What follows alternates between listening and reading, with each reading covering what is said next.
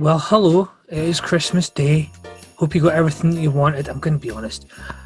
We're all made to wear these bloody stupid things. And if I'm going to be wearing it and the camera's not even picking it up, I'm just going to wear it here.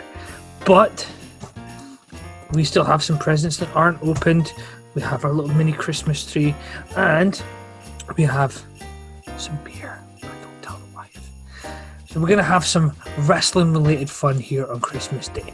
What's coming up? Well, for the next little while, we're going to have a little chat with one of former guests on the show, Gordon Stephen, also known as Bitch or Squeak, and he is going to be with us for a little over an hour, just talking about what's happened over this year in wrestling. Now, I know COVID's been a pretty big deal. We try and avoid it as much as possible, but we do talk about some conspiracy theory stuff. We do talk about some political stuff. We talk about lots of wrestling.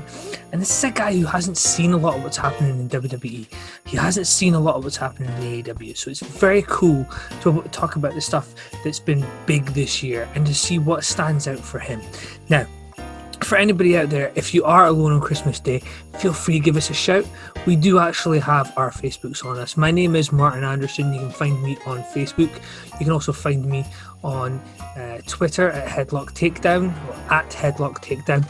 And of course, you can message us on our YouTube as well.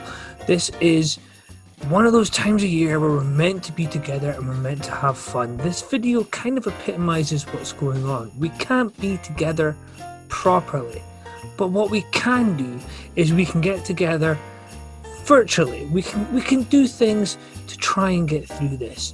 This is not the Christmas we expected, but at least we've got our presents. We've got our stupid antlers that when I put them on, you can't even see them. And we've got the fake snow in the background that dies and starts again. There we go. That sums up this year. Nothing's going right. At least not the fact that I'm wearing bloody antlers. You can't see what I'll put them there. Yeah, you can see them there. Right.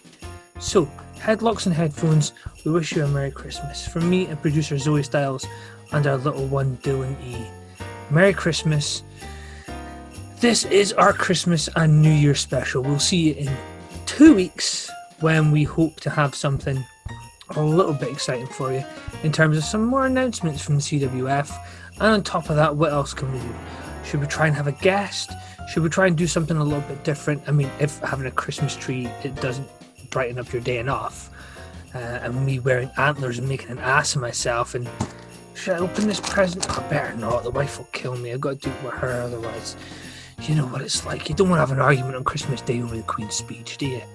Anyway, enjoy this. This is me and Gordy, Bitch, Squeak talking about wrestling and just catching up.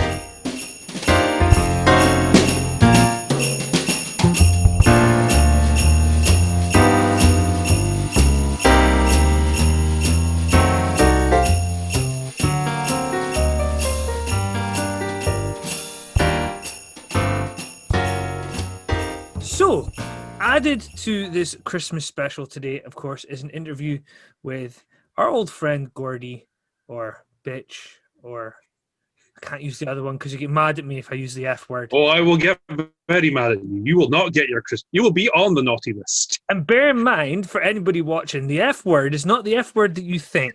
I'm going to leave people trying to figure that out. But I should really have an F-bomb button every time I'm on this show. Because we've got Santa behind us, okay? Just to let you know now, obviously this is the Christmas special, but we're recording it before Christmas because I've got a wee one and I don't want to be doing shows on Christmas Day. But just so you know, this is all your Christmas here, which isn't quite showing up because of, there we go. It's heavy enough that the bag rips if we don't hold the bottom. I would show your presents, but it's in a clear bag, so that would kind of give the game away. Okay, let's move this out of the way so I don't fall over it later. I have made mention to him that it is, in fact, quite heavy as well. Yes. Okay, so basically, have fun on Christmas Day. I know we may end up sending the obligatory message, but have fun when it comes.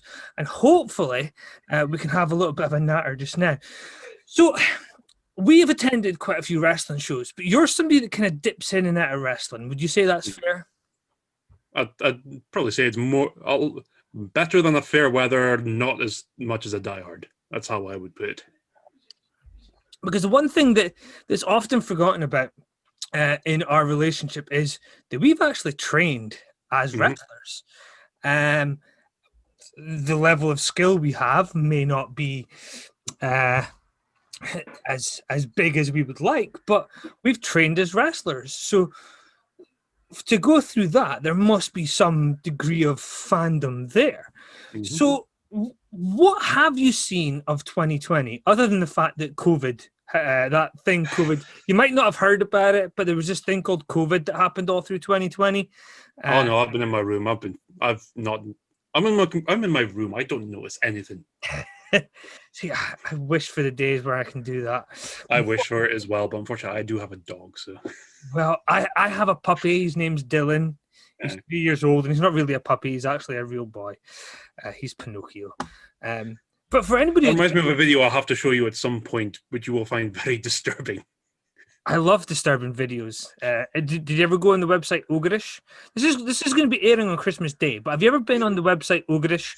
I don't think I have. No, they took it down, but it had everything from Saddam Hussein's death video to people being killed, and it was insane. Not the kind of thing you want to be watching on Christmas Day. Thankfully, this is not what we're going to be watching Christmas Day. I'll send you.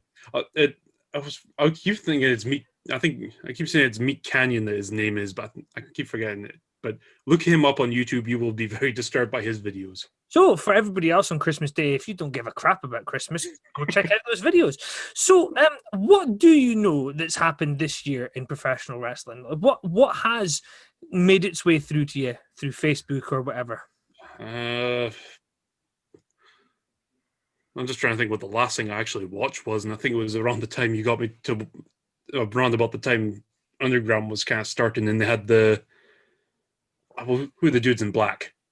They were coming in. Retribution, yeah. So they've kind of abandoned Raw Underground, and Retribution have went on to Mustafa Ali as their leader, and basically struggled to win a match.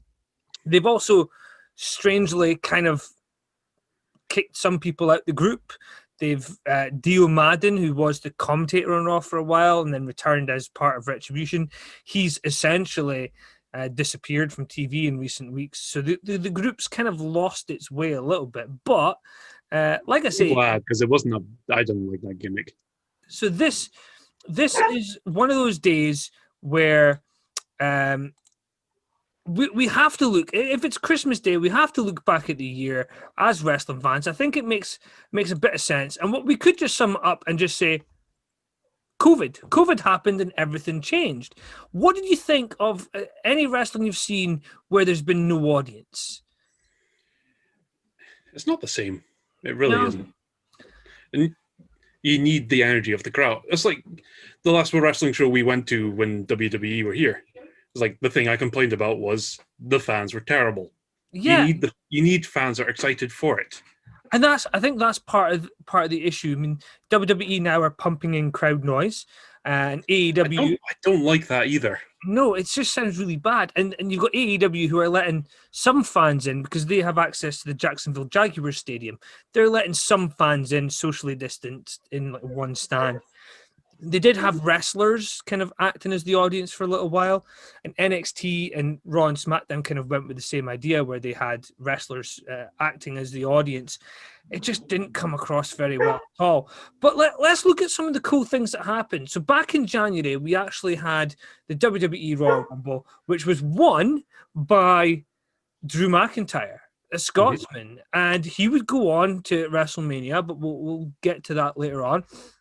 The WWE had the Royal Rumble. You had Charlotte Flair winning the women's one, where she chose to face Rhea Ripley at WrestleMania. If you haven't seen that match, go out of your way. Perfect indicator. That reminds me of something I did actually see. Why does Charlotte gone to NXT? Since that's still development, isn't it? It is, yeah. I think part of the reason for that has to be. I can understand why Daniel Bryan would do it because he just came back into wrestling and needed actually Yeah. probably develop. But it Well, doesn't make sense for Charlotte to go back to NXT, as far as I can see. I think it's a great question. I think the argument they made at the time, particularly Charlotte, was that maybe Rhea Ripley as the NXT Women's Champion was getting a bit too big for her boots, and she still wanted to show who was the queen of wrestling. So I think that's kind of a solid argument there. But Charlotte and Rhea Ripley went on to have a great match at WrestleMania. Drew McIntyre eliminated Brock Lesnar from the Royal Rumble, and he went into the Rumble as the champion, knowing that obviously the winner gets a title shot against the champion. So that did kind of lead people to think, well, he might actually go for a champion versus champion match if he won. And he basically came in and he was doing really well until Drew came out and basically Claymore kicked Brock Lesnar at the Rumble. And I'm telling you, I woke everybody in the house up when that happened. It was great. It was huge. But do you know what? That probably wasn't the best part of the night. The best part of the night for me was the return of Edge. Yeah, that was the best thing. I still think that's my favorite thing that's happened this year. Yeah, so because no one would expect it to happen. Yeah, so there was the only reason we kind of thought it would happen was because he had to stop doing his podcast with Christian. Yeah, there were rumors it was going to happen, but until those rumors come true, it doesn't mean anything. So when he came out, honestly, I took a video and I sent it to the wrestling group chat that I have, and I was in tears, and I shouldn't be because wrestling's not real, but at the same time, it's very cool to get these guys back. Now, it's just like when he came in, I popped in and had to start singing Mount Lingus. Yes, on this day. See, there you go. That's what you need on Christmas Day, a bit of karaoke. So what we did, if we move into February now, the last full month of wrestling with a crowd, where we had some cool matches taking place. Adam Cole defeated Tommaso Ciampa in NXT TakeOver in February in Portland. We also had Tessa Blanchard defeating Ace Austin to defend her Impact Wrestling belt. So Tessa Blanchard as the Impact Wrestling champion, not the women's champion, but the male champion. So let's get your opinion on that. How do you feel about a woman holding the male title? That doesn't bother me. Yeah, I'm all for I was going to say intersex, but that's a different thing. What's the word I'm looking for? Mixed sex. It's just mixed sex wrestling. Yeah. I'm actually all for it. If women can compete on the same level as men, because look, let's cut the kayfabe here. It is scripted. There is a lot of it's more athleticism than it is anything else. Yeah, but as a result, women, if we're going with the script, if they're decently built enough women, they probably can compete along with men. I am all for it. I think Tessa Blanchard, the only thing that's let her down and prevented her from going further is her attitude. Apparently, she's had some attitude problems, and that's caused her problems. Now, one thing that happened a few months into lockdown was her contract was meant to expire, but she was still the champion. So they asked her to put some videos in so that they could actually hype up a match where she would lose the belt on pay-per-view because her contract wasn't being renewed. Impact made a big deal out of firing her while she was still champion, which makes no sense because she refused to travel. But Tessa Blanchard's kind of taken some time out. She got married whilst COVID and everything was happening, so she's enjoying some time with her partner. She did wrestle a match in September or October where she lost one of the other belts that she has.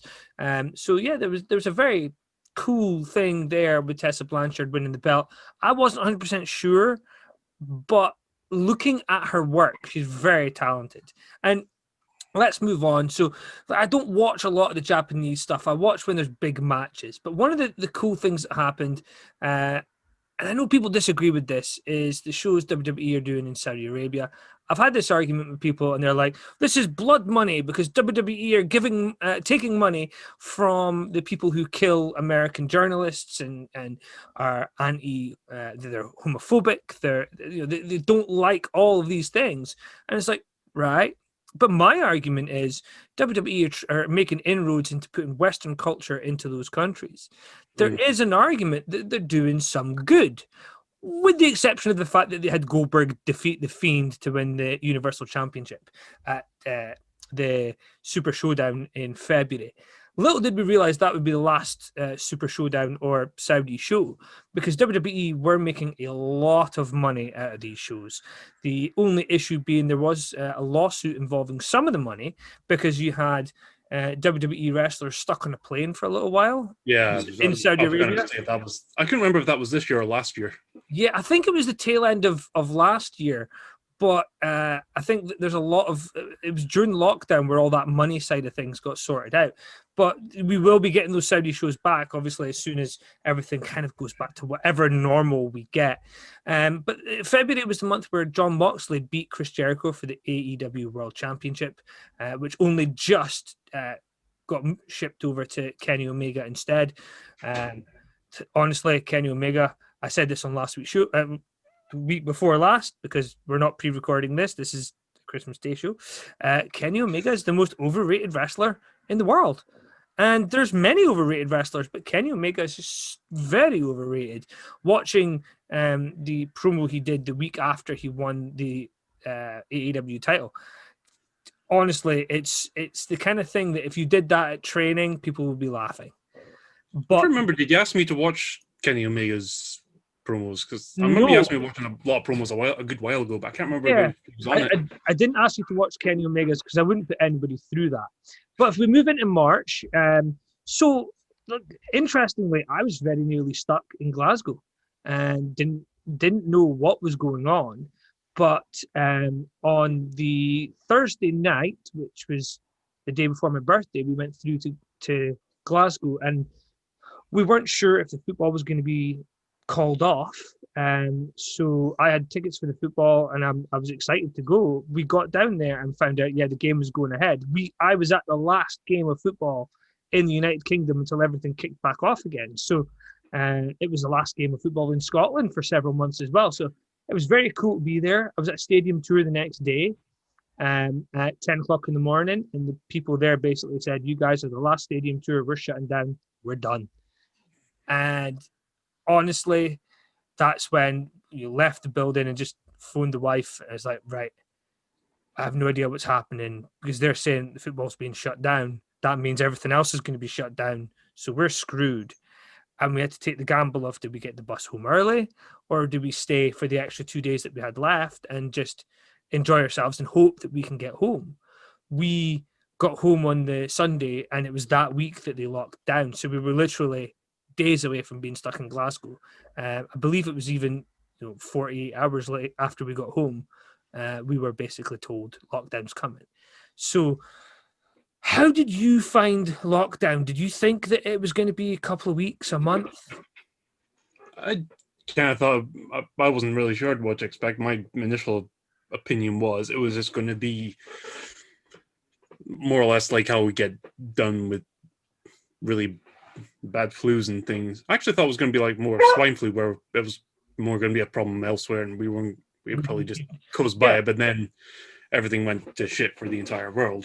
Yeah, and the thing is, like, apparently I've read somewhere that America actually knew about this shit for at least 10 or 20 years. So they should have had time to actually prepare for it, but they just, even if they didn't know for this exact strain, they've known about the processes and have. Yeah, they should have been more prepared for a big pandemic like this. Yeah. So, I mean, I don't know if you want to talk about it, but for all these conspiracy nuts who say they don't know anybody that's had it, you definitely know somebody that had it. Yeah, because my mum actually caught it, because my mum's a nurse, so she was inevitably going to catch it. So you're well aware of the fact that for all these people that are arguing that it's some conspiracy theory and it's mind control and it's Section 21 and all this nonsense about the EU getting greater power, it's absolute nonsense. I mean, anybody that believes that, even with my political views, which with my political views, to expect that anybody, any party would want something like this is ridiculous. I find the one about it being a conspiracy with Bill Gates more funny. Especially with the fact that the vaccine is on the way. I mean, with protests about whether the vaccine is going to be mandatory or not. I mean, this could be the I wouldn't say it shouldn't be mandatory. You should never. I mean, it'd be a lot better. It'd probably be a lot better for just public in general for vaccinations. But once we've established what the long-term effects of it are, because as we know, it was a very short it was an extremely short trial period for just because of how much it's affecting the entire world.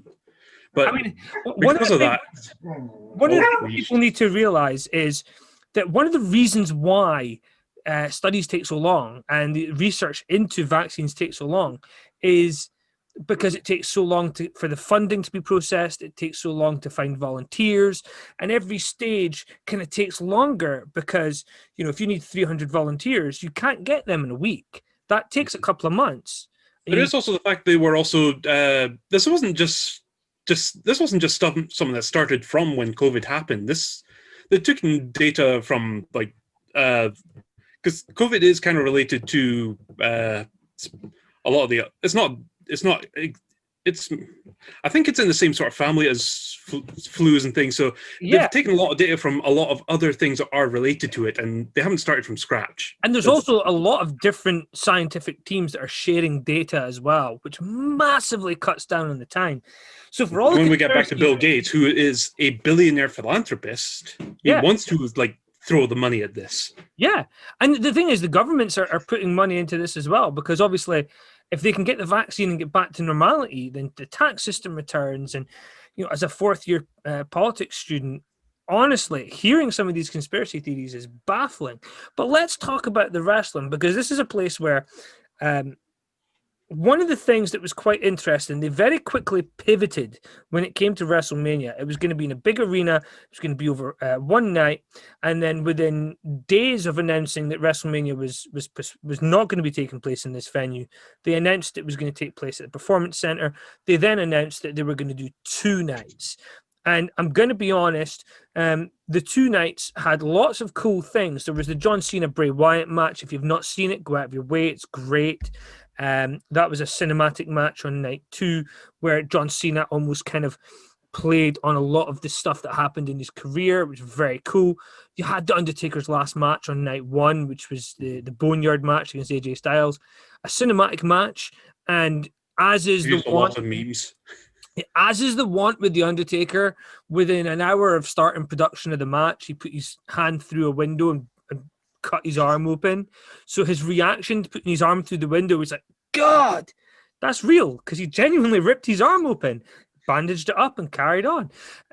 We were talking about conspiracy theories. I remember one that happened. I can't remember if it happened in April or or the end of March, but it was the one involving Linda McMahon and the use of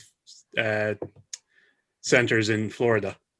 Yeah, so the fact that if that's in April, I think we can talk about that when it actually gets into April. Yeah, well, the money that WWE paid allegedly to a certain election campaign, which facilitated the ability for them to use buildings when other people couldn't use buildings and nothing could be open.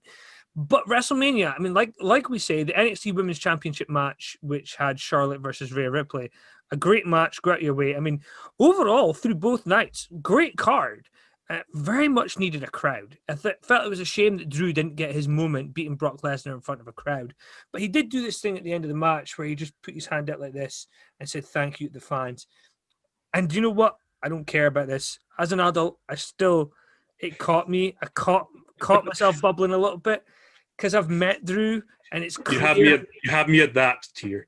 Yeah, he knows exactly what's intended in wrestling. He knows what effort he needs to put in, but at the same time, he's now one of the faces of WWE, and it's very cool, especially to know that he supports the same football team as me.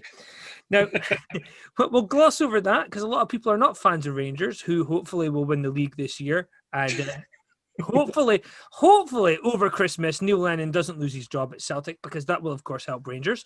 But let's move on from football. I don't want to cause any controversy there. Now, one of the I think we should let's remain unbiased in this regard, at least at this moment. I'm very biased, I'm afraid. I know, but I think this is technically journalism, so you have to remain a bit unbiased. At least you can be as biased as you want during your own personal life. Okay, so if I have to be unbiased, then I really can't talk about the next thing I want to talk about. Okay, you could be a little biased then. Okay, so fuck Sami Callihan is one of the things that I've been saying for a long time. And what I felt was really cool was in April, they had Ken Shamrock from the Attitude Era, defeated Sami Callihan by technical submission in an unsanctioned match. This took place in New York, one of the cities who by this point had limited availability for venues and stuff. But very cool to see Ken Shamrock back. He's had some issues, so to see that he's back on top form is really good. Now, we're heading into May, and this is where we had the very weird Money in the Bank ladder match where we had Asuka, Carmella, Shayna Baszler, Dana Brooke, Lacey Evans, Nia Jax, and it was filmed in the WWE offices. And they had people, Asuka did a dive from the balcony in the mezzanine in the main reception area, and they basically had to run up to the roof to try and get the briefcase. Stupid, honestly, one of the most stupid matches. There was a lot of cameos from like Stephanie McMahon and stuff, and it was clear it was filmed separately and then cut in because it was a camera cut and there was no interaction between the two. But there was a twist to this one because Asuka won the Money in the Bank briefcase. She came out the next night on Raw, and Becky Lynch came out to congratulate her, and she cut a promo.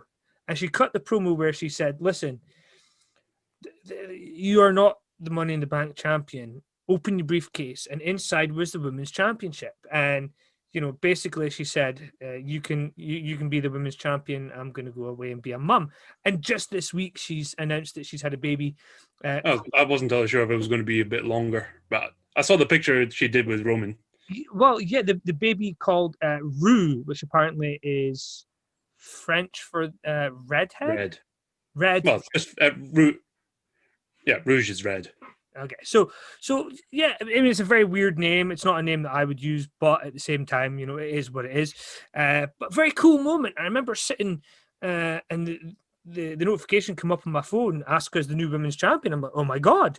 And then I'm looking at when I actually watched it and seeing this moment of clarity where it became, Asuka gets the belt and Becky's way to be a mum, and realizing that she was pregnant at WrestleMania when she faced Shayna Baszler, which is a massive deal. And that's one of those things that we mentioned earlier that men and women, if there's a match between a man and a woman, it can be believable in certain circumstances. If you haven't seen it, Claudio Castagnoli versus Sarah Del Rey, which took place, I believe, in Shikara.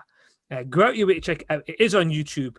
And it's such a good match where Claudio Castagnoli plays the dominant, chauvinistic male, and Sarah Del Rey plays the plucky underdog. And it's such a well-told story, brilliant match. And one of the things that I kind of get here is just this fear that, I honestly, if the match is entertaining, I don't care who's in it. Yeah. But just that fear of what if a woman is pregnant and she's wrestling, that's just scary to think about. A woman, I mean, I have an ex who had complications during the pregnancy, and that was whilst not wrestling. So it's difficult to imagine what would happen. So we'll move on from that because that's going down a serious route and talking about a bitch I don't want to really talk about very much. Not my present wife, obviously. So we move into the male match, and it was Otis, Aleister Black, Daniel Bryan, King Corbin, AJ Styles, and Rey Mysterio for the Money in the Bank. And it was won by Otis out of nowhere, completely random. And I'm going to be honest, I think WWE shat the bed. He wasn't ready. And the first thing they did when they were doing the roster split again and changing everybody over was to have The Miz beat him for the Money in the Bank briefcase. So The Miz is again the Money in the Bank briefcase holder.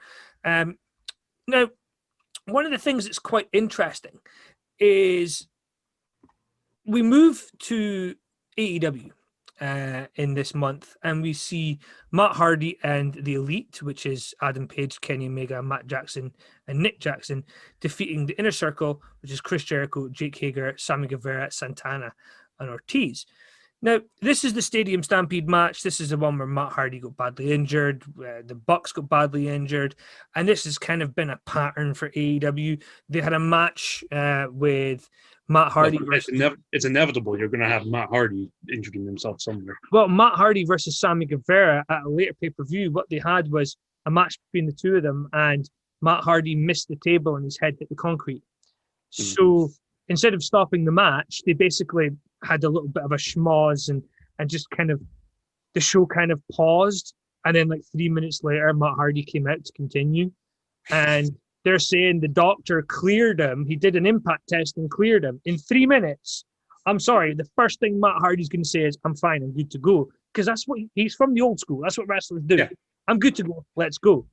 The AEW. Yeah, at that point, you should be testing if you should be testing he's not got a concussion at that point. Exactly. And what you should be doing is you should be saying, right, what we'll do is we will just end the match here. We'll make sure you're okay, and we'll do a rematch on AEW Dynamite, and we'll put it out for free, let everybody see. And if the finish was not if Matt Hardy was meant to win, then Matt just gets the win on Dynamite. But this is one of the complications that AEW have, where they have the guy in charge, who is also the director of football at Fulham Football Club, who has no idea about football. This is a guy who he went after Fulham got beat, and he said, "I'm sorry we haven't been able to get players in, but we are trying our best." So in one tweet, he told the fans the players they have are crap, and that they've tried to get players who've turned them down. So any player they go for knew they were fourth and fifth choice. That's genius. Could you imagine if you're showing up to a workplace and your boss just turns around and puts a tweet out that day and says, "Yeah, so I've just hired somebody. He was fifth choice, but I'm sure he's going to do well. Welcome him to the team, Gordon Stephen." It's just one of those. This is ironic because that was the only choice for my position. Yeah. Well, wasn't yours down to nepotism though? Yes, it was. Well, that's good. So July was one of those really cool months. So what we had was the Great American Bash from the WWE. We also had Keith Lee, who was North American champion in NXT, defeat Adam Cole to become the NXT champion as well. He very quickly had to drop the North American title. But what's really funny is that within weeks, Keith Lee was called up and the belt was dropped. And it was a cool moment, but it was very weird. But that month, we had Fyter Fest, which was Kenny Omega and Adam Page defeating the Best Friends, which is Chuck Taylor and Trent Beretta, the former WWE guy. And you also had Chris Jericho defeat Orange Cassidy in a singles match. Now, what was interesting here is this was the match. This was the show that was meant to take place at Wembley Arena in London. So that, for all the criticism I have, would have been a very cool thing to have that show here. And I think had there been no COVID, I probably would have tried to get tickets to it just to be a pay-per-view. I would have. That's a big thing for you because you really never want to leave Scotland. I really, especially to go to England. Yeah, especially to go to London. Yeah. But they did Fyter Fest over 2 nights, very similar to what WWE did with WrestleMania. But what's quite interesting is this is the year where Impact kind of picked up their game. So as we move into July, Impact started picking up, Eric Young, EC3, and several other people kind of started making their way to Impact Wrestling. But this is a point where we kind of probably need to stop and look at something that happened in June, and we're still experiencing the fallout now, but is the speaking out movement, where we've seen allegations, we've seen people losing their jobs, we've seen, I know just in my limited capacity doing a YouTube show, I've had people messaging me saying that they have stories and they don't feel confident talking about them. So to know that this crap is still happening, I know for a fact the owner of CWF, his trainer has basically said that if he says that he was trained by him, he will blacklist him from every company in the country, that's the bullshit that wrestling has involved with it. And for me, it's entertainment. It's such a cool thing to be watching and be involved with. And then you have BS like sexual assault, harassment, and then you have Joey Ryan. Have you seen what Joey Ryan's been up to? No. So there's been several allegations against him. He was fired by Impact. He's now suing Impact. He was suing a lot of his alleged victims. I throw in the word alleged, but fuck Joey Ryan, because Joey Ryan is suing because he lost his job, saying that he on a technicality should have been allowed to serve out his contract or received warnings or whatever. If you honestly think you need to receive a warning about sexual assault allegations, then you're a fucking idiot. And that's As the far as thing. I know, you've got a sexual assault allegation. What at minimum, they need to be put on administrative. They need to be put on leave so they can investigate it without interference of them being in the company. I think with Joey Ryan, he was already somebody that came with a lot of controversy. He's the dick flip guy, and obviously, a lot of people didn't want to be associated with the dick flip guy. But Is that the guy? Like, people will grab his crotch and then he would just kind of do the flip. Well, make them flip. yeah, That guy. That's kind of the problem. He's known for that, and he did it in arenas, or I say arenas, bingo halls, small buildings. And he was bragging about the fact that he'd made $1 million. The problem being that, you know, it's never going to fly on national television. Coca-Cola don't want to sponsor a company where a guy gets grabbed by the dick. He's opening himself up to allegations. Let's take a step back from the fact that enough allegations have been made that, you know, people bring out the phrase, there's no smoke without fire. And let's look at the fact that he put himself, much like Michael Jackson did, in a position where he is vulnerable to allegations. So if we assume for a second that he's innocent, he's the one that opened himself up to some of these allegations by not being more careful with the things that he does.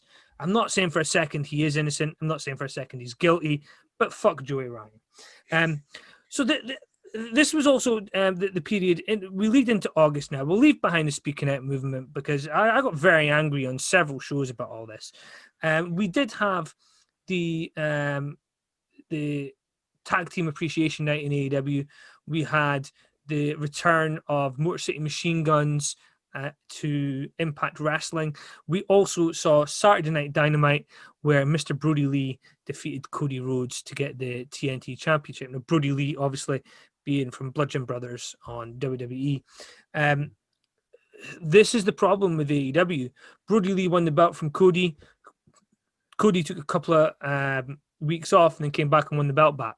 I mean, it literally, it's just changes for the sake of it.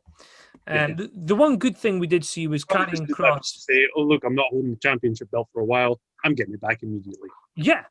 The following night, his family, Dustin, Brandy, and Brandy, by the way, had been a heel for a long time, and then randomly, like Dallas, just went, "Yeah, that didn't happen. We'll just pretend it didn't happen. I'm Cody's wife again." And then everybody was expected to just kind of cheat her. I mean, it's honestly, some of the decisions are baffling. And let's be fair, I'm not criticizing just AEW. Some of the WWE stuff's been ridiculous. But one good thing WWE did in August was Karrion Kross, who defeated Keith Lee to become the NXT champion, and that obviously preceded Keith Lee's move up. Karrion Kross is incredible. I've had a conversation with Karrion Kross before he signed with WWE, and I honestly believe that him and Damian Priest are the two best guys not on the main roster. I think Adam Cole is destined for that. He is going to get that. That's a given. And I think Adam Cole is incredible. But below him, the two guys that are on that roster that might never get called up because Vince McMahon has a prejudice against size or certain ethnicities. Karrion Kross. No, about ethnicities, but I did know that he does tend to go for a certain build. Yeah, well, Karrion Kross is incredible. I implore you to go and watch his entrance. His wife Scarlett plays his manager Scarlett, and the entrance they have is really cool. It's almost like the video screen's there, and it's almost like he walks out of the video screen. He doesn't. They use camera trickery, but his wife is in front of him and is part of the entrance. Lots of smoke, lots of lighting. It's very cool.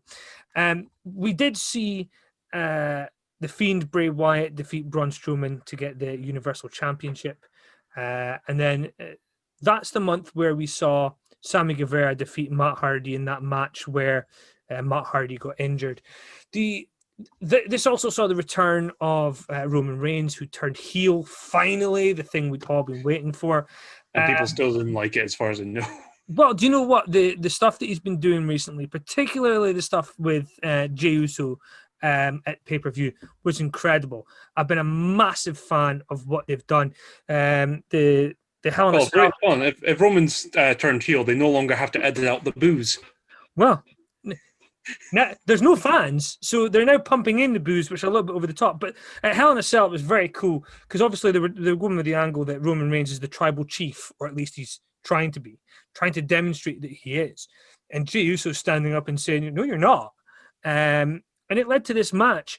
And basically, Jimmy Uso, who's out injured, came down to the ring because Roman was going too far. And Roman broke down in tears, sat down beside him, and he grabbed Jimmy Uso in a submission hold and he was choking him out. And when Jay saw it, he tried to help his brother, but because he'd been beat up so much, he couldn't. So he ended up tapping to save his brother. He then had to watch as Roman Reigns was anointed as tribal chief by Afa at the top of the ramp. So it was one of those really cool moments where Paul If Heyman... The Rock was wrestling, he could have came out and then just said, fuck y'alls. Well, let's face it, The Rock would be the chief. If the fans were there, that's apparently the plan for WrestleMania, was The Rock and Roman. I think Rock knows that this year is probably not going to happen with a crowd. WWE are planning the night after WrestleMania is going to be the first night with a full attendance of fans. That's the working plan they have. And we all know the night after WrestleMania is huge. It's a big deal. It's the fans there are insane because everybody's still there from WrestleMania. And these people have spent $4,000 coming from the UK and filling the venue. So this venue, all the wrestlers point to the sign. That's how important it is. But these guys are going to be the fans that are there. The first night it's back, and I think for the first 3 or 4 months, WWE could really create some stars in that moment. Keith Lee could become huge. I think Daniel Bryan could get another uplift. I think you could see Drew McIntyre become a bigger star, because just now he's not feuding. He's got a storyline with Sheamus, and just the other week, I can see that happening. Well, Sheamus and Drew had their tryout together. So, I mean, they've been wrestling together for years. And one of the cool things they actually did was on one show the other week, they teamed up against The Miz and Morrison. And Sheamus ended up accidentally brogue kicking Drew. And then Sheamus is backstage, and I think it was Charlie Caruso said, was that on purpose? And Sheamus is like, no, but we both know what's going to happen. Drew's coming back here. He's going to kick my ass. So let's get it out of the way and let's do it. Comes back and Drew just, like, there's a stare down. They go to a break and come back and they're fighting each other. And what was really funny was Pat Buck, the agent, got in between them. And it was just this kind of glance between the two of them. It's like, is this guy serious? Pat Buck's like our height. And he's like our build. Well, minus the bellies. But he's like our height and our build. So Drew and Sheamus pick him up and put him through the table. And Drew turns to Sheamus and he just looks at him and goes, pint. And when he does that, Sheamus just looks at him and goes, yeah, but this time you're buying, you cheap bastard.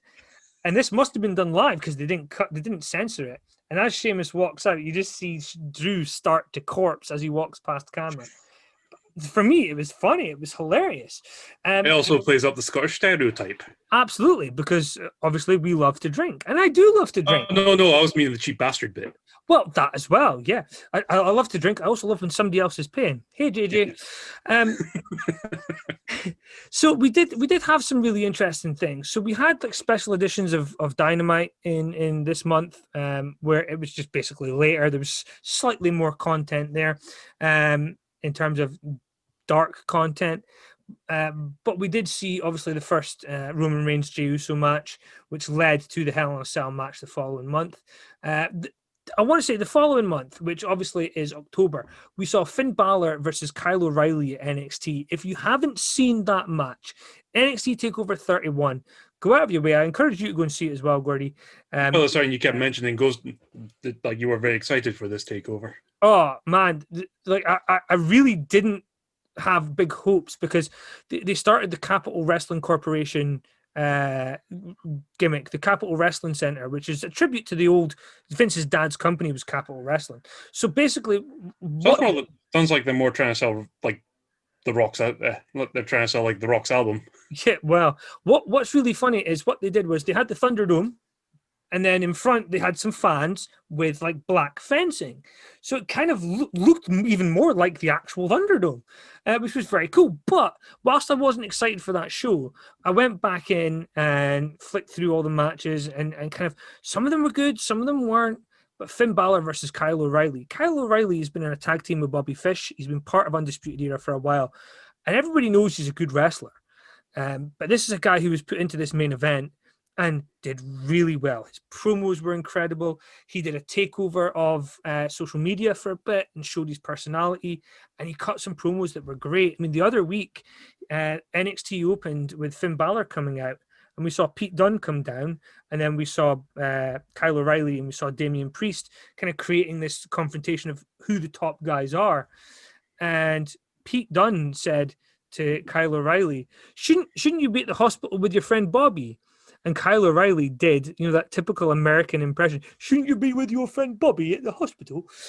It sounds really bad. It's a bad impression. But it just bad impressions can be hilarious. Yeah, it got me. It made me laugh, and that was for me. That was the cool thing.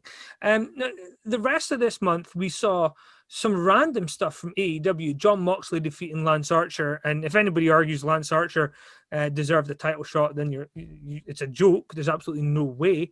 But we did see Impact crown Rich Swann as their world champion, the guy who was in WWE as part of the 205 brand, and he was very, very good. That's why I remember his name. Yeah, had some domestic. I don't remember. That name sounds familiar. Why do I know it? And it's like 205. It was like, oh yeah, I remember. The black guy with the hair, and yeah, he done like this because his music was very, very cool. Had some domestic abuse allegations. WWE fired him. Turned out a massive misunderstanding. There was allegedly an argument between him and his girlfriend, but that was basically as far as it went. This is kind of where we move into November, and we saw John Moxley defeat Eddie Kingston, which for me was the best AEW match of the year. Big fan of Eddie Kingston. If you haven't seen him, he's this Puerto Rican American guy who for years I didn't like his work, and now as a grown-up somewhat, looking at his stuff, he's not the best talker in the world, but he's the most authentic. He's not the best wrestler in the world, but you just know that if a fight broke out, you'd want him beside you. You'd want him fighting your corner. And he can play the gang angle up. He can also play the loner stuff. Eddie Kingston's a great asset for AEW. And I get accused of hating on AEW, but they've got some great talent there. I mean, Kip Sabian, who's an English wrestler, is incredibly talented. The problem is they just never do anything with him. So you can have all the talent in the world, but you need the writing to back it up. Absolutely, yeah. So we moved to AEW Winter is Coming, which was a special that they did in place of Dynamite, but it was just an episode of Dynamite. It was the debut of Sting. We had Sting come out and basically do very little, but he made his appearance. And that was where we saw Kenny Omega defeat John Moxley for the AEW World Championship. The video of Kenny Omega winning that is on AEW social media, and his promo from the episode of Dynamite the week after is also on their social media. Go out of your way to check it out. It's honestly, for me, truly awful. It's got Kenny Omega in it. Well, the guy who is with him, Don Callis, used to be Cyrus in WWF. So he was the manager of the Truth Commission. He ended up going into ECW. He ended up in TNA and various other companies over the years. But he's been the guy booking Impact Wrestling, and that's obviously facilitated the story that has Kenny Omega go into Impact Wrestling, and there's the crossover. But interestingly, Don Callis, being longtime friends with Kenny Omega, is also a long-term friend with Chris Jericho. And it was Don Callis, whilst commentating for New Japan Pro Wrestling, that actually put the match together, Chris Jericho versus Kenny Omega in New Japan, which many believe is the reason we have AEW, because that showed that a company other than WWE could attract a talent like Chris Jericho.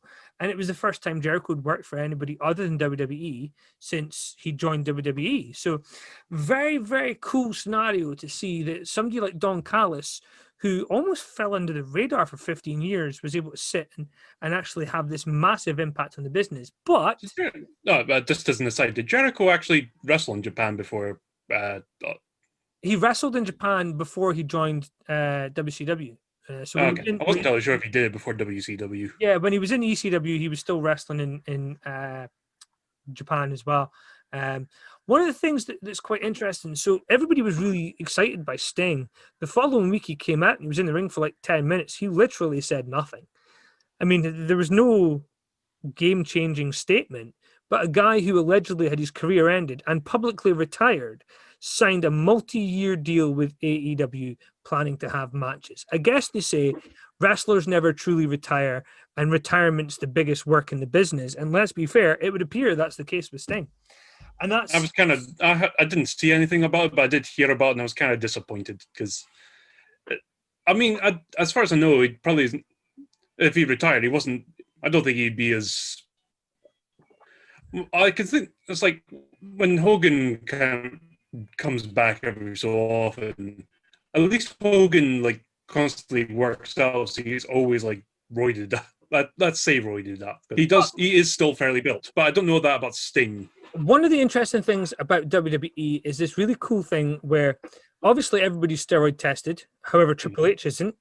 And the reason But to be fair, he doesn't really wrestle that often. Even when he does, the reason he doesn't get tested is because he's not a full-time worker, which means Goldberg isn't tested, which means Brock Lesnar isn't tested, and conveniently means people like Hulk Hogan aren't tested. Hogan apparently had a back operation specifically to get back in ring shape to have a match, and there was apparently plans for him to have a match at WrestleMania this year, but obviously the racism thing's still kind of bubbling under the surface with him. So it's very... Yeah, but at least they acknowledge him now every so often. Yeah. As opposed to how it was before.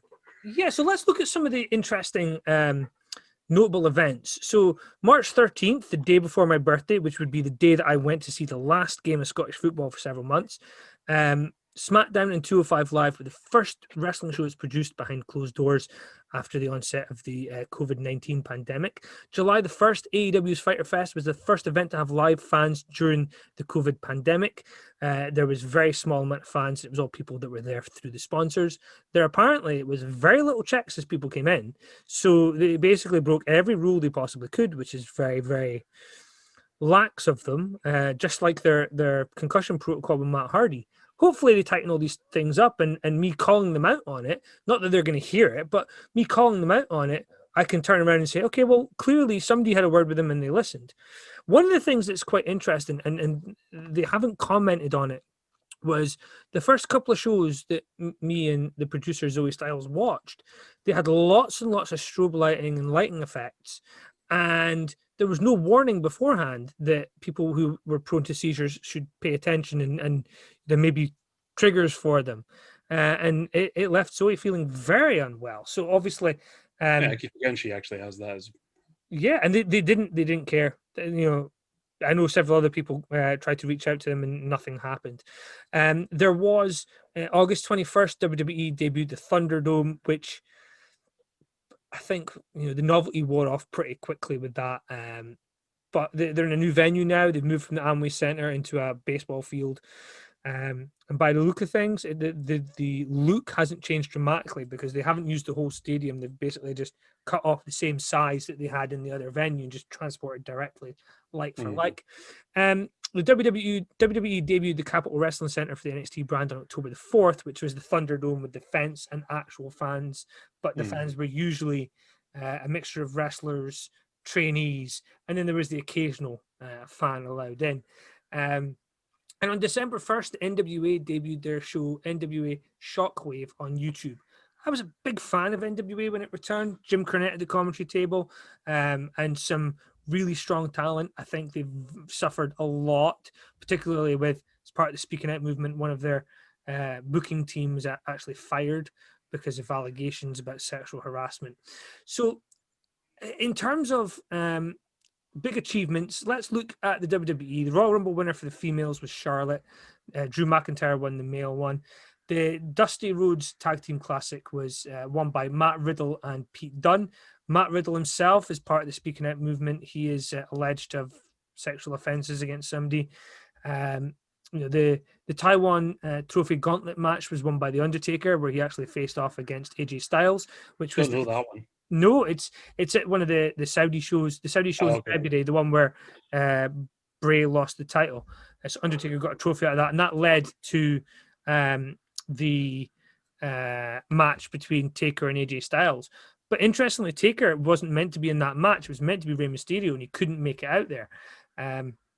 But they actually filmed the Money in the Bank match on April the 15th and aired it on May the 10th. There's a lot of things can happen in that time, which is really interesting.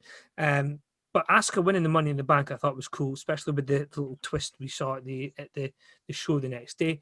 We did. Yeah, you don't see that many women winning Money in the Bank, do you? No, but to have a women's only Money in the Bank, I thought was a big deal, and I was really happy that they had it. It just seemed, I think it would have been very different in front of an arena. We did see El Hijo del Fantasma become the NXT Cruiserweight champion. Now the 205 Cruiserweight Championship moved over to NXT, and he is now Santos Escobar, and he has his own little faction. I really like him. If you are looking for somebody to check out on NXT, that isn't the guys I've said, Damian Priest, it's Karrion Kross. Santos Escobar has everything that Alberto Del Rio had and more, which shows how he's cruiserweight. I'm generally going to watch it because I always do like more cruiserweight level stuff. Santos Escobar is a cruiserweight, but he's also grounded. He can wrestle, and he's got a good little faction with him. One of the things we haven't really mentioned was, for me, the coolest story of the year. When they did all these releases back in April, one of the people that was told they were going to be released was Drake Maverick, but he was also in the Cruiserweight Championship tournament that was taking place on NXT. One of the things that's quite interesting here is that Jordan Devlin, the Irish wrestler who was trained by Finn Balor and several others, was the Cruiserweight champion and couldn't make it over from the UK, so they had the tournament to crown a new one. What's quite interesting is when Drake Maverick was fired, they allowed him to continue in the tournament. He got so much fan support that at the end of his match, where he lost to Fantasma, or Santos Escobar, as he's now known, Triple H came out on the ramp behind him, and Drake, the moment is amazing. Drake Maverick turns around and he's trying to sell, and he just looks at Hunter and he realizes he's not been told this is happening. And Hunter walks up to him, hands him a piece of paper and says, "You've earned it." And it's a contract. So he gets to sign a contract. And a lot of people thought it was a work, but people who would know better than we do as conspiracy theorists are saying Drake definitely did not know that was going to happen. As far as he was concerned, he was. I don't think it really matters if he as long as he sold it well. That's all that matters. It was a beautiful moment. Grab your way to check that one out as well. I know I've given you quite a few things to check out, but you might have a few days off over Christmas, which would be kind of cool to check these out. In terms of the wrestling, has this habit of having a lot of deaths, and obviously there's been some recently. We had Pat Patterson, who died just the other week. We've also had the death of the other Road Warrior, whose name I'm forgetting. Road Warrior Animal, who I have the autograph for and stuff. But when you look, let's look first at the retirements. Kevin Nash, Jushin Thunder Liger, Gilbert, Devon Dudley, C.W. Anderson, who is an Anderson for life, Sarah Logan, Saraya Knight, who is Paige. We have several. Saraya Knight's her mum, who was linked to the Speaking Out movement as well, but as part of this, she just announced her retirement. We also saw Jazz, who you may remember from back in 2002, 2003, when I went to see wrestling in Glasgow. Somebody had assigned Jazz as a female, and she has wrestled since in the NWA. And somebody had a sign at the Glasgow show that said, "Jazz, you the man," which I thought was hilarious and really pissed her off on the night. We also saw, which is ironic because that is kind of Becky Lynch's whole spiel. Yeah. We saw the retirement of The Undertaker, obviously. We also saw the retirement of Jimmy Rave, who almost had like a Dance Dance Revolution rock band style gimmick, where he kind of, what Heath Slater would later go on to do was kind of similar to what Jimmy Rave did. But he just retired because he lost his arm. Yeah, okay. I was wondering, I was trying to think, was that the guy that lost his arm? Yeah, I remember. Very, very interesting situation for him. But let's look at the stuff. What caused him to lose it again? I know he got infected, but he got an infection because it was wrestling, wasn't he? Yeah, an infection in his arm. Lost his arm. The doctors basically took him in several days after he noticed how bad the infection was, and he lost his arm. So he was I mean, it's just random and out the blue. But let's move on to the wrestling deaths. Obviously, um, quite a lot this year. Pampiro Firpo, who was a legendary wrestler back in the day. La Parka 2, Rocky Johnson, The Rock's dad, Justice Payne, Rip Oliver. There was Shad Gaspard, who died trying to save his son, who fell into the ocean. Oh yeah, I remember that story. Which is just, I mean, there's a call for him to be added to the WWE Hall of Fame, get the Connors Hero Award at the Hall of Fame. I think that'd be a good shout. Howard Finkel on April the 16th. Mr. Wrestling 2 on June 30th. Rollerball Rocco, British wrestling legend, who inspired so many people. We also had Jackie Stallone. Now, I know Jackie Stallone's not technically like the most famous wrestler in the world, but she was the Gorgeous Ladies of Wrestling kayfabe promoter. So that series Glow that you're seeing, she was involved in the real life version of that. We're seeing because it's they cancelled it now. Yeah. Road Warrior Animal in September. We then obviously saw Tracy Smothers, somebody who I really liked. Bob Ryder, who was involved through WCW in the early internet days of wrestling news. Pat Patterson, who created the Royal Rumble, first Intercontinental Champion. And then Tom Lister, Zeus. This is the thing. Oh yeah, I remember that. Now, I remember saying to you that I was always going to give you homework. So at Christmas, you were getting me to watch a Hogan film, and I just was like, but they were all terrible. Yes. So actually, no. The only movie I will watch that has Hulk Hogan in it is Gremlins, because Gremlins is awesome and isn't actually about Hulk Hogan. Yes. Well, I implore you to go out of your way to check out No Holds Barred with Hulk Hogan and Tom Lister Jr., Zeus. For all of the talk that there was tension between them, in WCW, he did call Zeus up and get Zeus involved in pay-per-views, and it was part of that strategy that really helped WCW get some mainstream attention. And this is Yeah, I can't remember if it was actually him or it was just they got someone else to do it, but under a similar sort of moniker. So that's kind of the year in review. As far, I don't want to end on a negative light, but there is a massive thing that we can't ignore. We kind of glossed over it.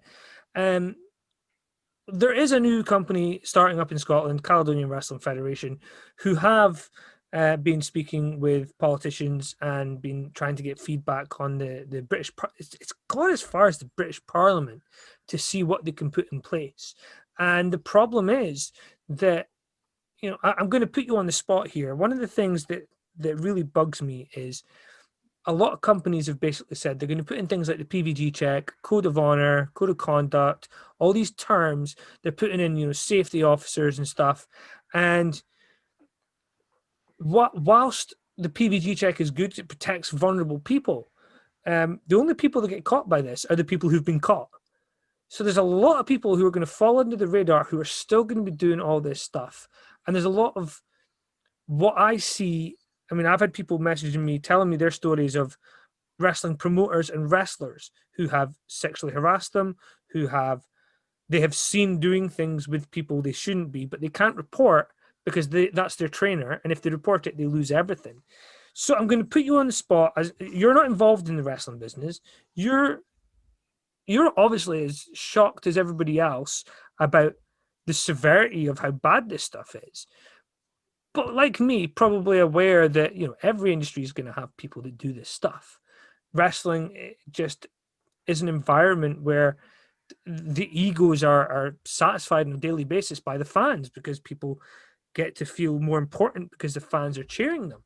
So let's put you on the spot. What can the wrestling business do as an outsider to protect the people who are in it? It's a deep question for Christmas. I know it is a very deep question. This isn't something you can just sum up in a quick soundbite. You have to. This is something that is going to require me a quick bit of thinking. Well, see, even rubbing the beard. This is the thing. It's gone as far as a British Parliament inquiry. The all-party parliamentary group was launched on the 24th of September, and it's been headed by Alex Davies-Jones. Now, I know Progress Wrestling, Trust Wrestling, and several others have actually mentioned that they're going to be working with this group. I know CWF have been speaking to one of their politicians who's actually trying to get on the committee as well, trying to figure out what the hell goes on. But the issue is, I think, if you try and regulate it, you're going to kill off promotions, and that might be a good thing, because you get rid of those people who are just out to make a fast buck and don't care about talent. If you stop short of regulation, where people need licenses and there's a proper system of checks, then you basically are going to quickly return to the situation we were in. People are going to, it's almost like, it's going to blow over in a couple of months and people can return to normal. And as an outsider, I have, I have a daughter, I have 3 sons, and I dread to think what would happen. Now, we can kind of tie this into what we started with. We've both trained as wrestlers. We have actually both seen and experienced enough things at training sessions that could be deemed as abuse. From the certain wrestler who was getting married and received enough chops that he actually bled through his shirt on his wedding day, which was 2 days later. And that I was could claim abuse for you, the stuff you made me do. Absolutely. That you have video evidence of. Yeah. Do you want to tell the story of what happened that day when we're heading to training and you decided that you were going to head into a takeaway establishment? No, it wasn't that one. It was the one where you made me dress up. Well, I'm not going to mention that one. Let's tell the story of what happened the day where we're heading. I think we've talked about it before, because I decided to eat a lot, and then those two decided, yeah, he's getting fucked about with tonight. Yeah, and what happened at training normally? You worked me to the fucking bone. Yes. And then I had to run out the fire exit door, which was not alarmed. We had permission to open it, but we had to get that open, and I had to run out, and I threw my guts out. And what was I was funny, an idiot. What was I funny? should have eaten afterwards, but yeah, I had to eat then. See, the next week when you showed up to training, you had a bottle of water and nothing else, and we were just. It instantly made me think of the Andre the Giant story. Have you heard the Andre the Giant Ultimate Warrior story? I saw it's slightly related, but I saw a picture the other. I think it was actually yesterday, where it's like it's the Ultimate Warrior fighting Andre the Giant on the Great Wall of China. But no, I have not heard the Ultimate Warrior. Okay, so Andre the Giant has put Ultimate Warrior in the house show loop, and at various TV tapings. And what happens is they discuss what's happening beforehand, and allegedly they arrange this spot where Warrior would be thrown off the ropes and he would punch Andre the Giant. Or he would shoulder barge Andre the Giant, or he would clothesline Andre the Giant. But these things would happen at certain, and he was hitting Andre for real. So on one of these nights, Bobby Heenan heard Andre groaning because Andre had this spot where he would get hit and he'd fall back and he'd get tied up in the ropes. And when he got tied up in the ropes, like when he faced Hogan, Hogan would come over and punch him several times. It was a really cool thing to see a big guy tied up. And Andre could fall back and get tied up in the ropes himself. He didn't need somebody to help him. Every night it happened, Warrior would be hitting him so hard that the Giant would struggle to get himself in without falling through the ropes. And this one night, Andre just kind of groaned really loudly, and Bobby Heenan just went, "Oh God, I know what's going to happen. I know what's going to happen." Warrior ran into. I can see where this is going. Warrior ran into the ropes, ran back, and Andre just put his hand up like that. And Warrior ran headfirst into Andre's fist.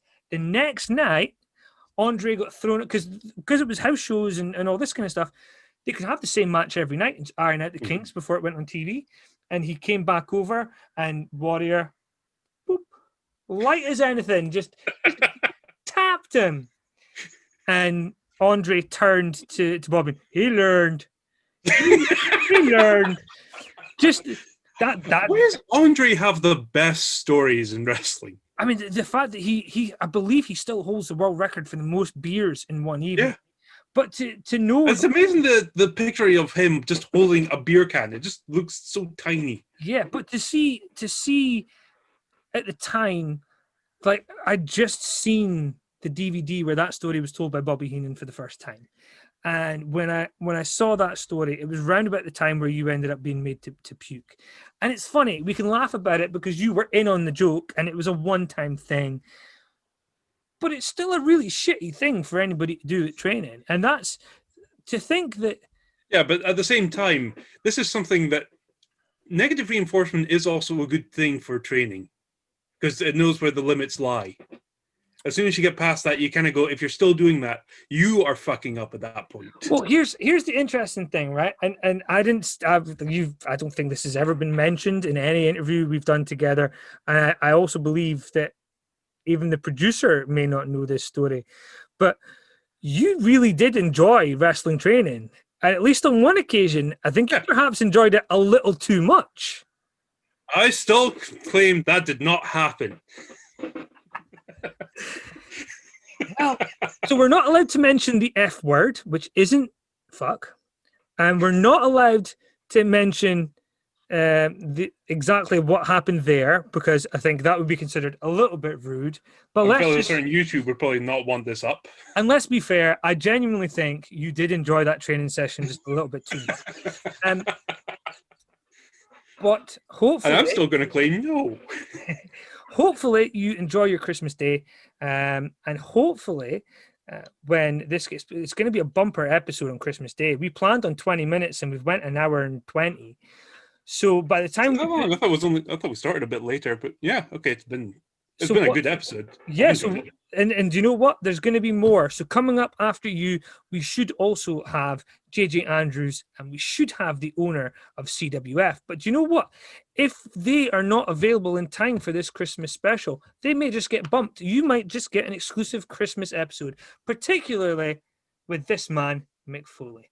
So for everybody who has so far stuck with trying to hear some excitement-based stories or trying to figure out what the F word is, then have a good Christmas, and hopefully, I'm Gordy, definitely going to make an F-bomb button.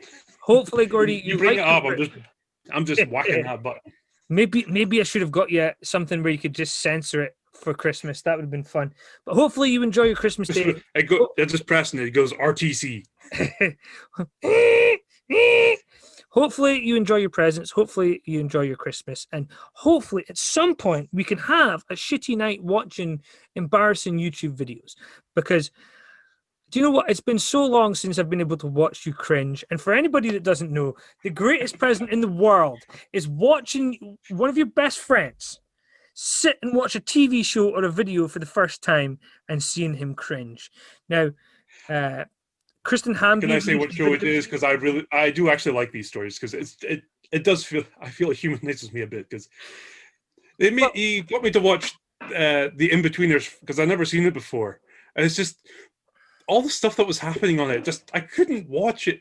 I liked the show. I actually liked the show. It's just I saw the things that were happening to these dumb fucking kids, and it just made me go, that's making me relive things I don't want to relive. And what's really funny, flashbacks, that's an Al Murray reference that we're probably not going to go too deeply into. But if you've never seen The Pub Landlord, go out of your way. He's very funny. The thing with In-Betweeners is they make a point of saying they're exaggerated versions of real stories. And we didn't even get you to Series 3. Because there's a fashion show in Series 3 where a testicle's hanging out for the whole time that Simon Turner is on the stage with the girl that he really fancies. And it's just, I think when you see some of this stuff, I mean, the last ever episode, they go camping. And I think, do you know what? When we can get past all this COVID nonsense, we need to record you watching the last ever episode of In-Betweeners and just put that up as a special video on the show. But have a good Christmas. Hopefully, you don't end up getting sick because somebody cooks your chicken or turkey properly. And I will see you hopefully. You're never going to let me live that down, are you? Never in a million years. But thank you for joining us on Christmas Day, and we'll see you in the new year.